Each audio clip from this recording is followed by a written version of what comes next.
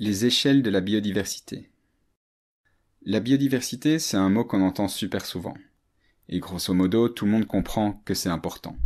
Mais concrètement, cette biodiversité, c'est-à-dire la diversité du vivant, ça correspond à quoi? Le mot est vraiment bien choisi, hein. Ça exprime à quel point les vivants sont différents entre eux. Et ça, ils le sont. Si tu compares un papillon avec une fougère ou avec des bactéries, tu dois pas être un expert pour savoir qu'ils sont différents. Mais il y a des niveaux de différence auxquels on peut s'intéresser. Et ça, c'est ce qu'on va explorer maintenant. La biodiversité, on considère qu'elle peut être étudiée à 3 niveaux différents. Tout d'abord, ce qu'on appelle la biodiversité des écosystèmes. La planète regorge de ce qu'on appelle des biotopes différents. Le biotope, c'est l'ensemble des conditions physiques et chimiques d'un milieu, comme par exemple l'eau, l'ensoleillement, la température, la nature du sol, etc.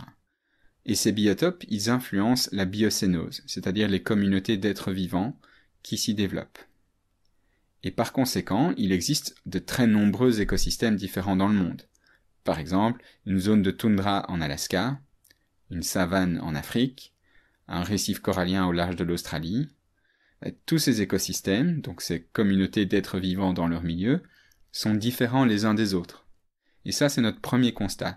Notre planète regorge d'écosystèmes différents.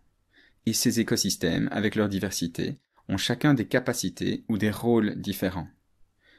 Par exemple, un marécage pourra absorber des grands flux d'eau et limiter des risques d'inondation, alors qu'une forêt boréale pourra stocker des grandes quantités de carbone dans son sol, et un estuaire pourra apporter des nutriments nécessaires au développement de la faune de la mer. Bref, la diversité des écosystèmes permet que différents services soient rendus. Mais si on regarde à un niveau plus détaillé, on peut se rendre compte que les êtres vivants qui peuplent ces communautés sont différents les uns des autres.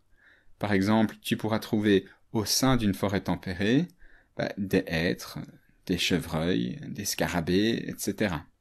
Il existe dans un même milieu toutes sortes d'espèces différentes. Alors aujourd'hui, dans le monde, on connaît environ 2 millions d'espèces différentes. Mais on estime qu'il y en aurait en gros 3 à 10 millions. Parce que certains milieux sont difficiles à étudier ou que certaines espèces sont difficiles à isoler. Parmi tous les groupes actuellement connus, celui des insectes est de loin le groupe le plus représenté. Environ la moitié des différentes espèces connues au monde sont des insectes. On connaît environ 50 000 espèces de vertébrés, dont nous faisons partie, 300 000 espèces de plantes, etc. Tout ce dont je te parle pour l'instant, c'est la biodiversité des espèces. Et une chose importante à comprendre, c'est que plus la biodiversité d'espèces est importante dans un écosystème, plus ce système fonctionnera bien. Il résistera mieux aux perturbations, il y aura moins de risque de domination trop forte d'une espèce, et il pourra potentiellement aussi rendre plus de services. Mais ensuite, on peut aussi regarder un niveau encore plus détaillé. La biodiversité des individus, ou la biodiversité génétique. Au sein d'une espèce, les individus sont semblables, suffisamment semblables pour avoir des enfants et des petits-enfants, mais ils sont pas tous les mêmes non plus. Un peu à l'image des Spice Girls qui, pour mieux plaire à leur public, devaient être à l'image de la diversité de ce public, les individus d'une espèce se distinguent par certains caractères. Toi, tu es toi-même semblable aux autres humains de la planète, mais tu es différent d'eux aussi. Cette variabilité est due à la diversité génétique des individus. La diversité génétique des individus, elle peut se mesurer par la diversité des allèles existants au sein d'une espèce. Et à nouveau, on constate que plus il y a de diversité génétique au sein d'une espèce, mieux cette espèce se portera.